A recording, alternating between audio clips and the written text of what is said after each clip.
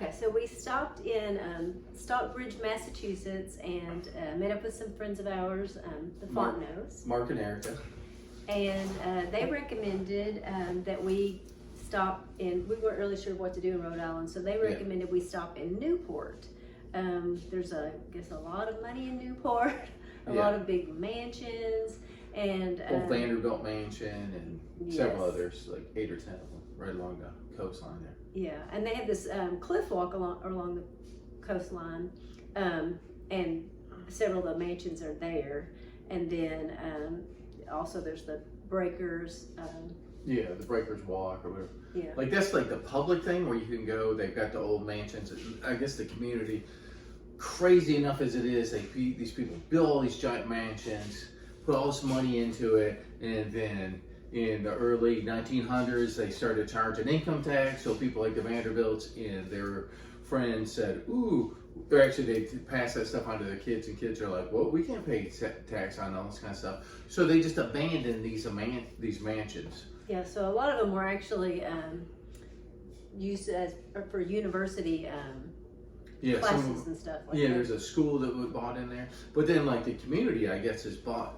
They've like taken all these mansions and they turned them over. So there's like 8 or 10 of them right there that you can go in and do tours, different ones. You can do the Vanderbilt one and a marble one or something like that. There's different ones that you can go tour. But then honestly, we had driven around looking for that entrance, to the cliff walk. And as we were driving around, we actually saw the real mansions that people are actually living in, and they were ridiculously huge. There's a lot of money in Rhode Island. Lisa's like, she's like, oh, that's not a house, that's a golf course. I was like, look at the greens. There's greens over there, right? Yeah. I was like, I don't think that's a golf course. That's their yard. Yeah. And yes, they do have 2 or 3 fairways and greens on there, but it's not a golf course. It's just their yard. So, just massive. Yeah. And then we stopped. The Bilderbergs or something like that. The people that really control what's going on, they live there. Because you have no idea who these people are. They don't know their names. Like they don't people have things out there. The real people in charge. Yeah, the real people in charge. We stopped this little lookout point or whatever onto the water, and saw swans. I have never seen swans just out in the wild like that. So that was really cool. There was all kinds of other birds and stuff, but live swans. That was really cool. Then we did what? So from there, we went and ate. So we looked around there, and then we went and ate at this little. I was hungry. So she found this little. We had never been there before. She didn't know anything about it, so she just guessed. She just picked something. It said cafe, so it said cafe. So we need is a cafe. Yeah. Because we like the small local places. And this is called Yaya's, and but it's Greek spelled yeah. So it's like Y-I-A or something like that. Which means grandmother in Greek. Yeah. So we stopped there, and I had crepes. They were delicious. I think you had like an omelet or something. Yeah. It was really good, and the lady was really friendly. She was super nice. She was like very local. Yeah. And she was talking about how the local place, like, because we were talking about how it's not like Kenny Bunkport or Martha's Vineyard or something like that. Like, this place is just so spectacular. There's so much more space, like the real mansions. There's so much more space, but then really, it wasn't crowded. There weren't like tourists and stuff. So she said that they're like the town is like really trying to keep it, like trying to figure out how do you keep it that way, really, from everybody. Yeah. We're probably not helping them out. By talking about how spectacular nice it was, but it was really nice. And she's like, oh, it's really cool too, because like, it doesn't matter if you live at the big mansion or if you live wherever she lived and all this kind of stuff. But she said, like, we all shop at Marshall's and all this, so it's a real tight knit community. So but that was pretty cool. The restaurant was real neat. It looked right out over the harbor and everything. So it was a great call from thanks Mark and Erica for. Midtown, or we would have drove. Middletown was that little restaurant. Never would have went to it. So. And then we did make our way to the capital, Providence, right? And we went to. We wanted to go see the H.P. I wanted to go see the H.P. There's supposedly an H.P. Lovecraft museum kind of thing. It was really just a store. It's kind of a bookstore. Yeah, kind of a bookstore.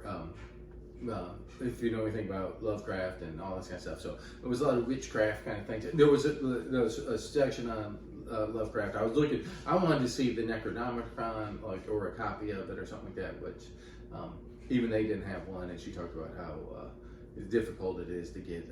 There's a lot of controversy. Like, it wasn't written by H.P. Lovecraft; it was written by other people. But if you ever seen Evil Dead 2, Army of Darkness, like those are all which Lovecraft. are like horror movies, but then they're actually they're just kind of funny, really. Like, well, some of them are.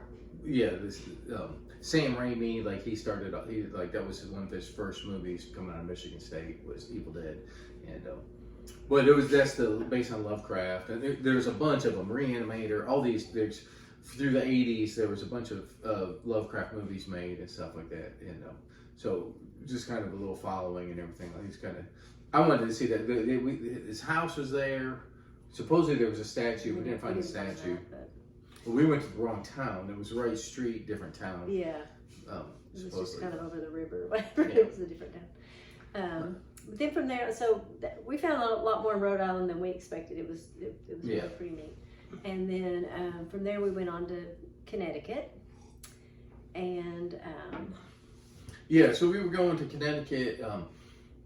We had a couple things we want to see there. Mystic Pizza, that town, Mystic, Connecticut. We wanted to go there. Which was surprising. Yeah, and Mark, when we sat there, like, we stopped at his house, he had a Christmas card from this guy, Jude McFeely, who was, we were in the 101st together, Desert Shield, Desert Storm, all this kind of stuff. Well, this guy was supposed to go to a friar. He was going to be a friar. Well, he had a card, he had his address, and it was literally on the way we were driving down there. So, like, hey, let's go see if we can find this friary. And which was really, really cool. It was really cool. We went inside the church. Yeah. I wish that we could have taken pictures. We didn't feel right taking pictures. There was. Yeah. I mean, it's an active church. It's a real church. It was unbelievable. Yeah. I've never seen anything like it. It wasn't big. It was small. Yes. But it's a Catholic church, so you had all the regular things, the confessional booth and the candles and all this kind of stuff, and the altars, and all the crucifixion of Christ, like all the little I don't know, whatever, the little things around the edge, sides, and then the stained glass. But it was just so immaculate. The wood was just, it was so rich looking. It was all polished. Like, it was just gorgeous. Absolutely gorgeous. Yeah. But then Friar McFeely came out and. Yeah, and he came out like, and so Mark had this picture of him. He He was like clean shaven and stuff. Yeah. And this guy comes out. He was like Methuselah. Like, he comes out like this big long beard and everything, and but he just came in. Like, he came into the chapel, right? He stopped. Of course, he had to do his little thing when he came in, and then he's like, oh, he came running over. He was so excited. And then we went out. We walked outside and talked a little bit, and just he was asking about the old military people and where everybody was, how we were doing and stuff. I think he wanted to pray for everybody. I think he does pray for everybody. Yeah. He just wanted like a little bit of information about, their family and if they've had children and things like that. Where they're at and everything. And so I didn't know, like, I'd never been to, like, we didn't know what was going to happen. Like, I didn't know if we would actually be able to find him. I didn't know if we could go in. All I had was his address and his name. So before we went, I'd asked Lisa to write down a piece of paper, wrote down, my name, my address, her name, and then Peyton and Tristan's names. Just because I figured that way, even if I could get him the message at least. Yeah, at least we could leave him that. So. Yeah. So I gave him that sheet of paper, and he had this little notebook with him already, but it was it was definitely more like it was but so he was like every time he would ask about somebody or something, I would tell him. He would just take notes, and like I just had our names and stuff like that. He wanted everybody's birthdays and all this kind of stuff, different things. So it was really good to see the guy. He's getting ready to go on 30 years from taking his vows. Is a friar, so I guess he's moved around from different friaries or different places in the church there in Connecticut or whatever. But it was really cool, really, really cool. It was good to see the guy for sure, and it's definitely a great experience. So, and then we left there and went to the Mystic Pizza. Mystic, that was it. It was a lot different than I expected. It was so busy. I mean, it was like, was it a weekday? I don't remember what day it was on, but anyway, it was really busy there. It was just people everywhere. And it was during the day. I know that. Like the sun was up. But we did go I'll in. give you that.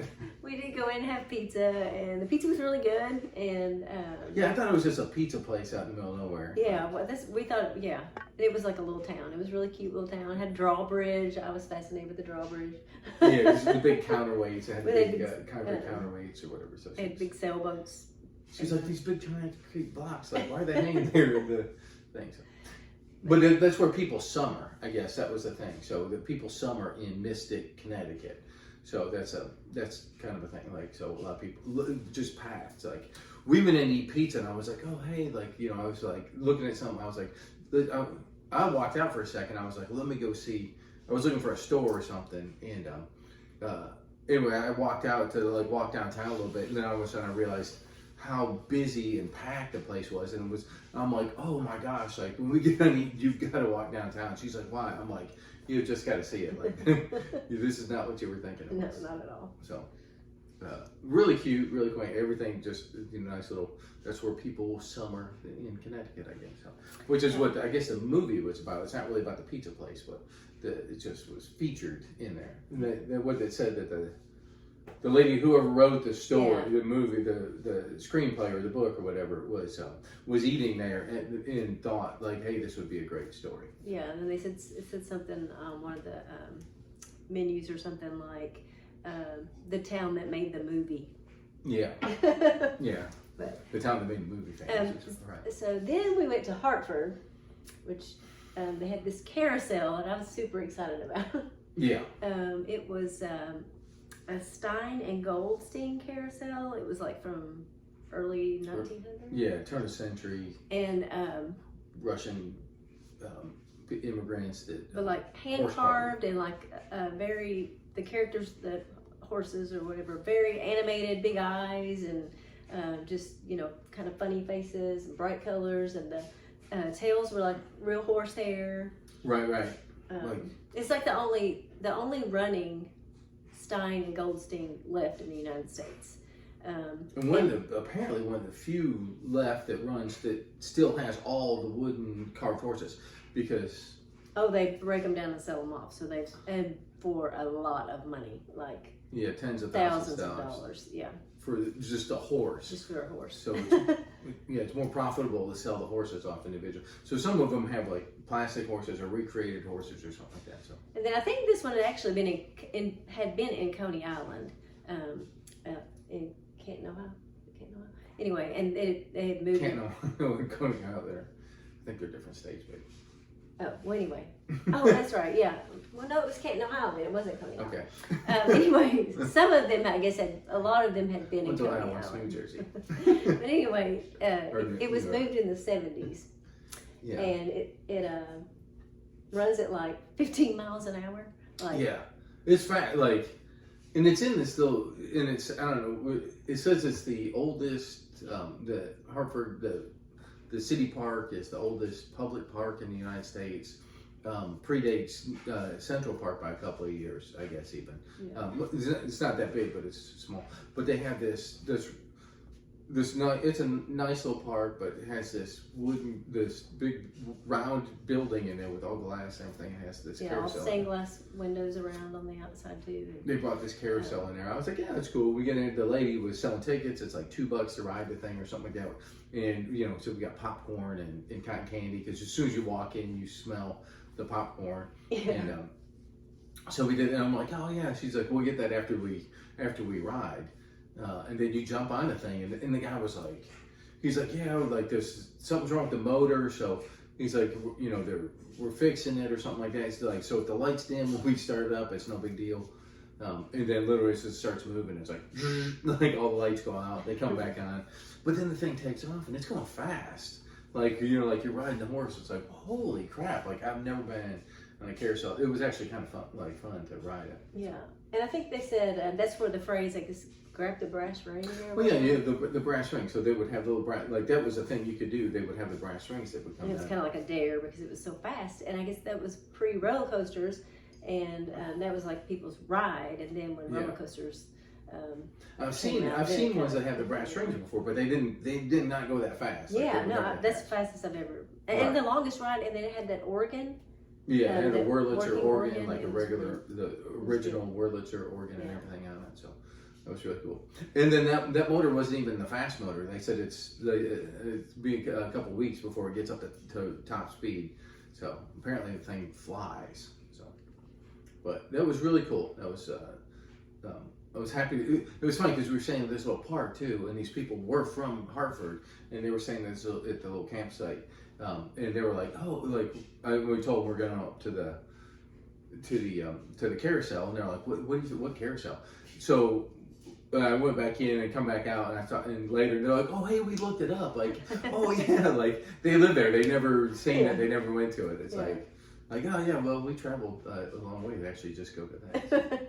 And that park was really, it's in Connecticut. I don't know nowhere, so it's not like there's a lake or anything, but just a lot of people have like permanent or semi-permanent residents out there. Oh yeah, they had like covered porches and like plants. Yeah, hardscapes. More mean, landscape than I have at my house. I mean, over on their crazy. camper. So. And there was all different types of campers, which you educated me on all the different. Oh, the park models. Yeah. Yeah, like you've seen park models like this, like they look like mobile homes basically. I guess. They have like sliding doors and little sitting areas and stuff in there. So not necessarily meant to travel around with so much, but to sit in a park and be decorated around. So, and they did marvelously in that place. Yes, they did. So, but, I think that's about it for Connecticut. So I think that was Connecticut and Rhode Island, right? Right. So, Yep. all right. Okay.